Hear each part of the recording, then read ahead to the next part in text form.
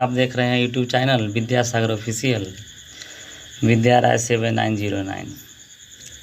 आज class 9th का जो बुक है क्षितिज, उसका चैप्टर है नाना साहब की पुत्री देवी मैना को भस्म कर दिया गया। इसके लेखिका हैं चपला देवी। उसी का प्रश्न उत्तर आपको दिखाने जा रहे हैं इस वीडियो के माध्यम से। उम्मीद है कि आप इसको देखेंगे, अपने नोटबुक पर नोट करेंगे और चैनल को अगर नए हैं तो सब्सक्राइब कर लेंगे। अगर पहले से सब्सक्राइब कर चुके हैं तो लाइक करेंगे और अपने दोस्तों में शेयर करेंगे। तो आइए शुरू करते हैं। क्षितिज क्लास 9 हिंदी पुस्तिका,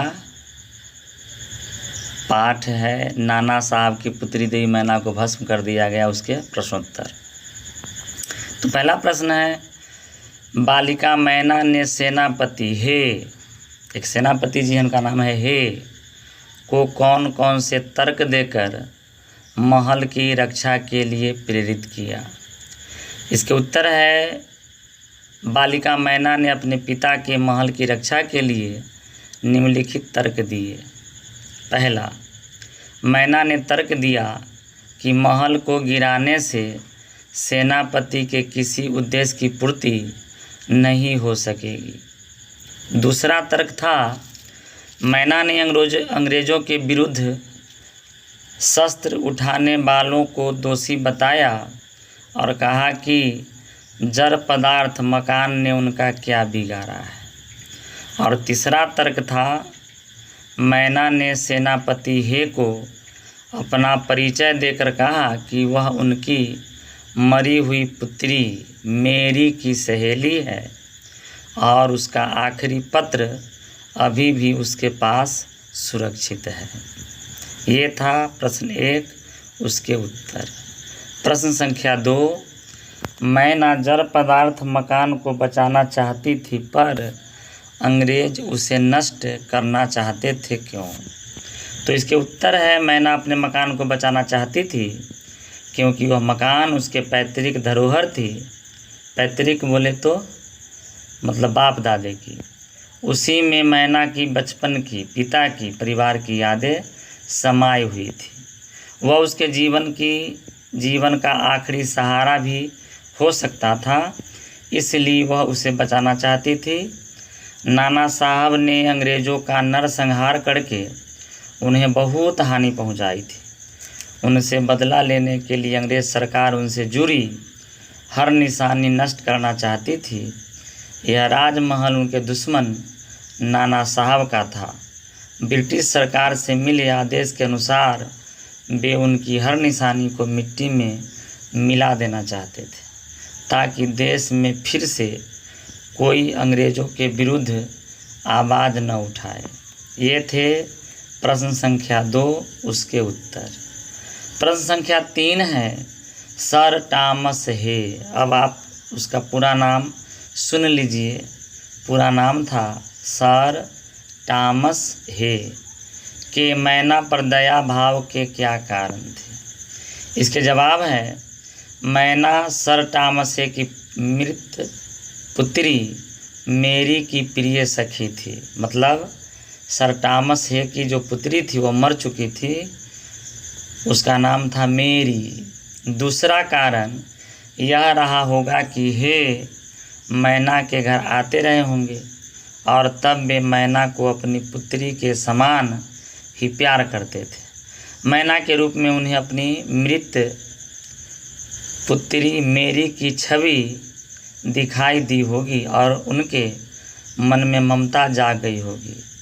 उन्हें मैना के तर्कों में सच्चाई नज़र आई होगी। ये सभी कारण रहे होंगे कि सर टॉमस हे के मन में मैना के प्रति दया भाव उत्पन्न हुआ। प्रश्न संख्या 4 है, मैना की अंतिम इच्छा थी कि वह उस प्रसाद के ढेर पर बैठकर जी भर कर रो ले, लेकिन पाषाण हृदय वाले जनरल ने किस भय से उसकी इच्छा पूर्ण न होने दी। तो इसका उत्तर है मैना महल के ढेर पर बैठकर जी भरकर रो लेना चाहती थी, पर पाषाण हृदय जनरल आउटरम ने उसकी यह इच्छा पूरी न होने दी। जनरल आउटरम के मन में भय रहा होगा कि अगर उसने नाना साहब की बेटी के प्रति जरा भी सहानुभूति दिखाई तो ब्रिटिश सरकार का गुस्सा उन पर फूट पड़ेगा, उसे इसके लिए कठोर दंड भी मिल सकता है। इस कारण उसने मैना की यह छोटी सी इच्छा भी पूरी न होने दी। ये था प्रश्न संख्या 4 और उसके उत्तर। अब है प्रश्न संख्या 5। बालिका मैना के चरित्र की कौन कौन सी विशेषताएं आप अपनाना चाहेंगे और क्यों? हर एक आदमी के कुछ चारित्रिक गुण होता है, कुछ दोष भी होते हैं। तो दोष को लोग छोड़ते हैं, गुण को अपनाते हैं। आइए, कौन सा गुण है जिसको अपनाया जा सकता है और क्यों?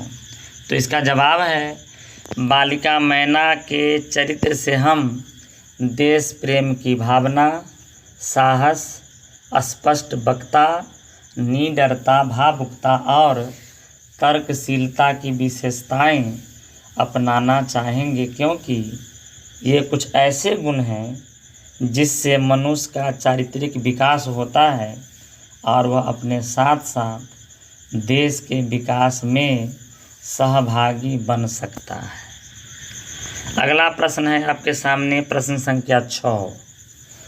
टाइम्स पत्र ने 6 सितंबर को लिखा था, बड़े दुख का विषय है कि भारत सरकार आज तक उस दुर्दांत नाना साहब को नहीं पकड़ सकी। इस वाक्य में भारत सरकार से क्या आशय है? तो यहाँ उसका उत्तर है, यहाँ भारत सरकार से आशय है ब्रिटिश शासन के आदेशों के अंतर्गत चलने वाली ऐसी सरकार जिसे अंग्रेज अधिकारी उनके नाम पर चलाते थे। हवाई पाठ में है रचना और अभिव्यक्ति। तो नंबर 7 है स्वाधीनता आंदोलन को आगे बढ़ाने में इस प्रकार के लेखन की क्या भूमिका रही होगी?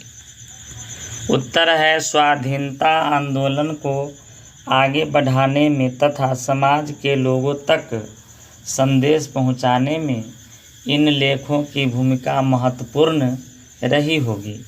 लोग जब अंग्रेज़ों के अत्याचारों को पढ़ते होंगे तो उनके विरुद्ध आक्रोश से भर जाते होंगे और संघर्ष के लिए तत्पर हो जाते होंगे। जब उन्होंने मैना जैसी निडर बालिका के निर्मम वध की बात सुनी तो उनका हृदय करुणा और श्रद्धा से भर उठा और मैना के बलिदान से उन्हें देशभक्ति की प्रेरणा मिली। यही भाव स्वाधीनता आंदोलन को आगे बढ़ाने में मददगार सिद्ध हुआ होगा। प्रश्न संख्या 8 है, कल्पना कीजिए कि मैना के बलिदान की यह खबर आपको रेडियो पर प्रस्तुत करनी है। इन सूचनाओं के आधार पर आप एक रेडियो समाचार तैयार करें और कक्षा में भावपूर्ण शैली में पढ़ें। तो इसका उत्तर है यह आकाशवाणी का कानपुर चैनल है। पहले था आकाशवाणी का पटना केंद्र, यहाँ क्या है कानपुर चैनल। आज आपके समक्ष संध्या समाचार की बेला में मैना देवी के बलिदान पर संक्षिप्त विवरण के प्रस्तुत करता है श्री रवि वर्मा जी। अत्यंत दुख के साथ यह सूचित किया जाता है कि कल सायंकाल मैना देवी का देहावसान हो गया। अंग्रेज जनरल आउटरम के द्वारा बड़ी ही अमानवीयता के साथ मैना देवी को जलती हुई आग में भस्म कर दिया गया। सारा शहर इस घटना से अत्यंत क्रुद्ध तथा दुखी है। भले ही आज मैना देवी इस नश्वर संसार को त्याग कर परम धाम चली गई है, परंतु उनका यह बलिदान व्यर्थ नहीं जाएगा, जो आने वाले समय में देशवासियों को निश्चित रूप से प्रेरणा प्रदान करता रहेगा। धन्यवाद। 9.1 इस पाठ में रिपोर्टाज के प्रारंभिक रूप की झलक मिलती है, लेकिन आज अखबारों में अधिकांश खबरें रिपोर्टाज की शैली में लिखी जाती है। आप कोई 2 खबरें किसी अखबार से काटकर अपनी कॉपी में चिपकाएं तथा कक्षा में पढ़कर सुनाइए। तो इसका उत्तर है, एक समाचार पत्र है नव भारत टाइम्स, इसमें तारीख है 25 सितंबर 2014। विषय रखा गया है, पहले ही कोशिश में मंगल तक पहुंचा भारत। लिखा है, अंतरिक्ष अनुसंधान के क्षेत्र में भारत ने आज नायाब उपलब्धि हासिल की है। भारतीय अनुसंधान संस्थान इसरो का मार्स ऑर्बिटर मिशन यानी मंगलयान सुबह 8 बजे के करीब मंगल की कक्षा में प्रवेश कर गया है।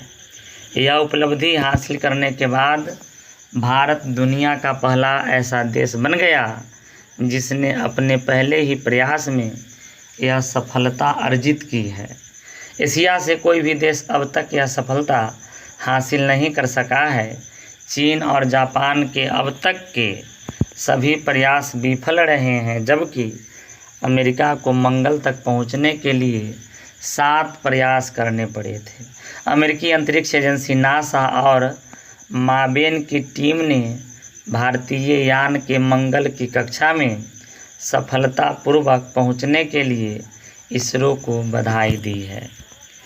ये पहला था। दूसरा है नव भारत टाइम्स 29 सितंबर 2014। इसका विषय है, बाढ़ से 1 लाख करोड़ रुपए के नुकसान का अनुमान। जम्मू कश्मीर सरकार ने आज बताया है कि राज्य में बाढ़ के कारण लगभग 1/50 यानी 1 लाख करोड़ रुपए के नुकसान का आकलन किया गया है। राज्य की उमर अब्दुल्ला सरकार ने उम्मीद जताई है कि केंद्र प्रभावित लोगों को ज़्यादा से ज़्यादा सहायता मुहैया कराएगा। मुख्य सचिव मोहम्मद इकबाल खांडे ने पत्रकारों से कहा कि बाढ़ के कारण 1 लाख करोड़ रुपए का नुकसान हुआ। मुख्य सचिव ने कहा कि राज्य सरकार बाढ़ की वजह से हुए नुकसान के बारे में विस्तृत ज्ञापन तैयार करेगी, जिसे इस सप्ताह के अंत तक केंद्र को दे दिया जाएगा। हमें उम्मीद है कि भारत सरकार प्रभावित लोगों को ज़्यादा से ज़्यादा सहायता प्रदान करेगी। उन्होंने कहा कि मुख्यमंत्री उमर अब्दुल्ला ने केंद्र सरकार को पत्र लिखकर राज्य में बाढ़ प्रभावित के पुनर्वास के लिए विशेष पैकेज का भी अनुरोध किया है।